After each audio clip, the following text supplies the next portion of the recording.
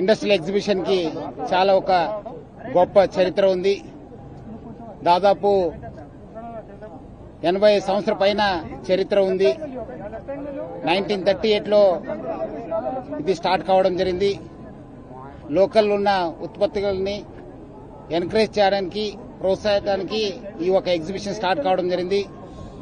అట్లానే హైదరాబాద్ పోలీసులు కూడా చాలా రూపరేఖలు మారాయి. మనం కూడా చాలా విషయపైన అవగాహన తీసుకోవడానికి, పోలీసింగ్ కాకుండా అవేర్నెస్ తీసుకోవడానికి కూడా మా వంతు కృషి చేయడం జరుగుతుంది. ఈ ఒక నుమాయిష్ ఎగ్జిబిషన్ లో వేలాది సంఖ్యలో ప్రజలు వస్తారు, విజిట్ చేస్తారు, వాళ్ళకి కావాల్సిన వస్తువులు తీసుకెళ్తారు. మనం కూడా వచ్చిన ప్రజలకి ట్రాఫిక్ గురించి, సైబర్ క్రైమ్ గురించి, మహిళల భద్రత గురించి ఈ ఒక స్టాల్స్ ని ఏర్పాటు చేయడం జరిగింది. ఈ ఒక ఎగ్జిబిషన్ కి వచ్చే ప్రజలు మా స్టాల్స్ ని కూడా విజిట్ చేయాలి. ఎందుకంటే ట్రాఫిక్ వైలేషన్స్ చాలా జరుగుతున్నాయి. చాలా మందికి అవేర్నెస్ లేక చాలా మంది వైలేట్ చేస్తారు. సో అందరు కూడా ఈ రోజు మనము మంచి ఉండాలి, మనము ఇంటికి సురక్షితంగా చేరుకోవాలంటే ట్రాఫిక్ రూల్స్ పాటించాల్సిందే. సో దాని భాగంగా ఈ రోజు ఒక మంచి గొప్ప ఎగ్జిబిషన్ లో మనము మన స్టాల్స్ ని ఈ రోజు ఇనాగ్రేట్ చేయడం జరిగింది. నేను, చారు సిన్హా గారు, additional DGP CID and women safety wing, అట్లానే సైబర్ క్రైమ్స్ గురించి కూడా మన అవేర్నెస్ పోస్టర్స్ మెటీరియల్ కూడా ఎగ్జిబిట్ చేయడం జరుగుతుంది.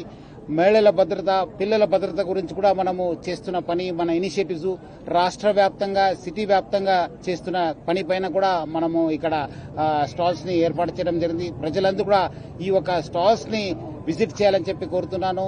అట్లానే ఈ యొక్క ఎగ్జిబిషన్ స్టాల్స్ లో మన జాయింట్ డీసీపీ దేవీస్, మన డీసీపీ సైబర్ క్రైమ్స్ అరవింద్, అట్లానే మన DCP women safety wing Lavanya, అట్లానే traffic officers, women safety officers, cyber crime officers అందరూ కూడా బాగా కృషి చేసి మంచి స్టాల్స్ ఏర్పాటు చేసేందుకు నా తరపు నుంచి హైదరాబాద్ సిటీ పోలీస్ తరఫు కూడా పేరు పేరుగా అభినందిస్తున్నాను.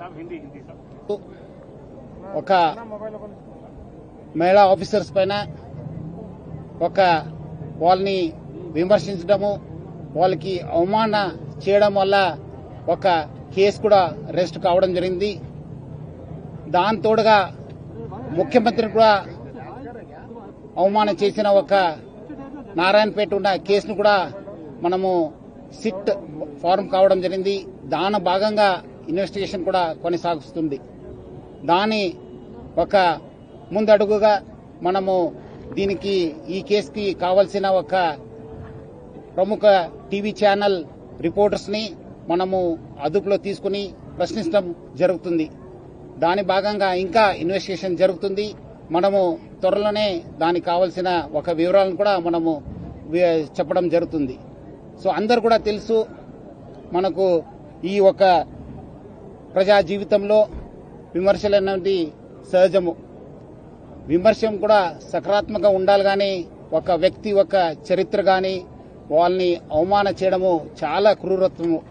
అది కూడా మహిళల అధికారులపైన మనము విమర్శ చేయడము, ఎటువంటి ఆధారం లేకుండా ప్రచారం చేయడము చాలా అంటే చాలా క్రూరత్వము. ఈరోజు మహిళలు అన్ని రంగంలో ఒక విజయం సాధించారు. ప్రజా పాలనలు కావచ్చు, మన పాలన కావచ్చు, మన పోలీస్ ఆఫీసర్స్ ఉన్నారు, మీడియా ఫ్రెండ్స్ ఉన్నారు, అట్లానే సైంటిస్ట్ ఉన్నారు, ప్రతి రంగంలో కూడా ఉన్నారు. అట్లానే ఈ ఒక రాష్ట్రానికి, ఈ దేశానికి కూడా ఒక మహిళల గౌరవించడంలో చాలా ప్రపంచంలో చాలా ముందుంది.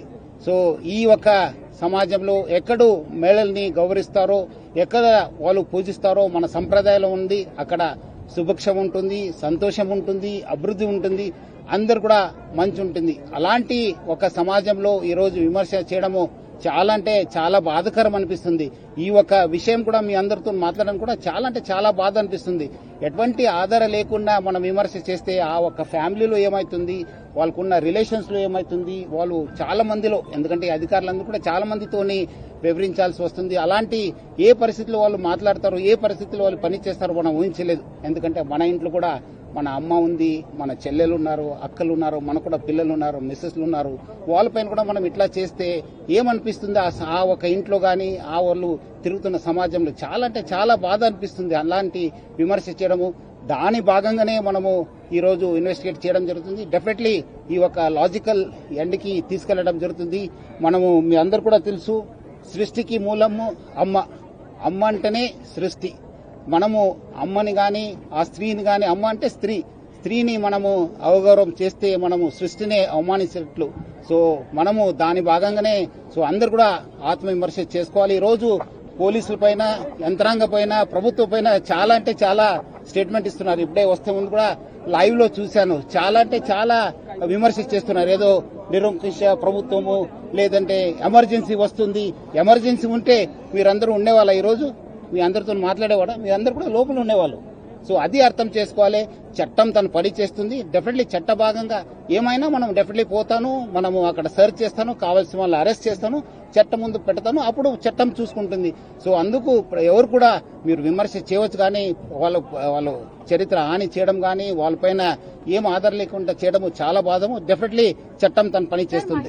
గౌరవం గురించి అంటున్నారు కదా, రాత్రి ఎన్టీవీ దేవి ఇంటికి వెళ్లి చాలా అసభ్యంగా బిహేవ్ చేశారని ఆమె చెప్తుంది. ఎన్టీవీ సీఓ వాళ్ళ వైఫ్ తోని కూడా చాలా అసభ్యంగా బిహేవ్ చేశారు. ఇది పోలీసింగ్, కరెక్ట్ పోలీసింగ్ అని అనుకుంటున్నారా? అంటే వాళ్ళు ఎందుకు కావాల్సిన వాళ్ళు కాదా? మనం పిలిపిస్తే రావాలి కదా. వాళ్ళు కాకుండా ఈ రోజు ఒక మీ రిపోర్టరు మనము ఎట్లా పోవడానికి, రాత్రి పోవడానికి ప్రయత్నం చేశారు. ఏ ఆధార్ పైన పోతున్నారు?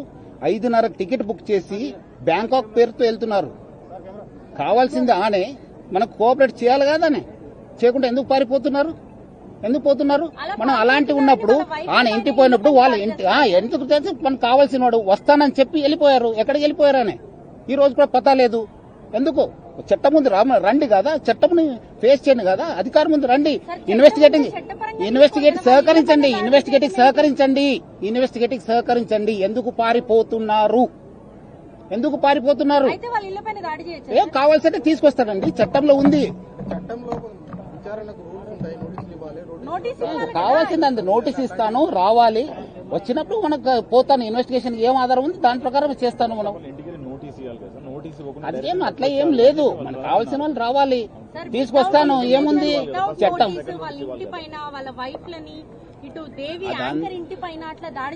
దేవి వస్తానని చెప్పి, దేవి వచ్చి అని చెప్పి ఎక్కడ పగలు కొట్టాను చెప్పండి,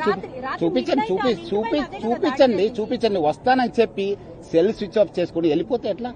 కావాలి కదా. మీరు కరెక్ట్ ఉంటే రండి, ఇన్వెస్టిగేషన్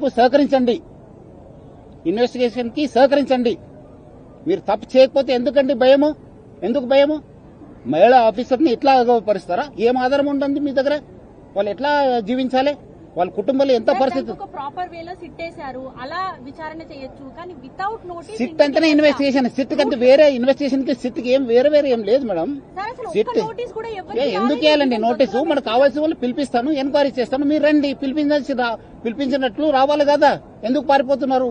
ఏదో నేను బ్యాంకాక్ వెళ్తున్నాను సార్, నేను ఇప్పుడు మీ సీఓ గారు ఎక్కడ ఉన్నారండి? రావాలి కదా. చేస్తానండి. ఎక్కడైనా పోతే ఎక్కడున్నా పట్టుకుని వస్తాను. ఎక్కడుంటే పట్టుకుని వస్తాను. నేను చట్టం ముందు ప్రవేశపెడతాను, చట్టంలో చూసుకోండి మీరు.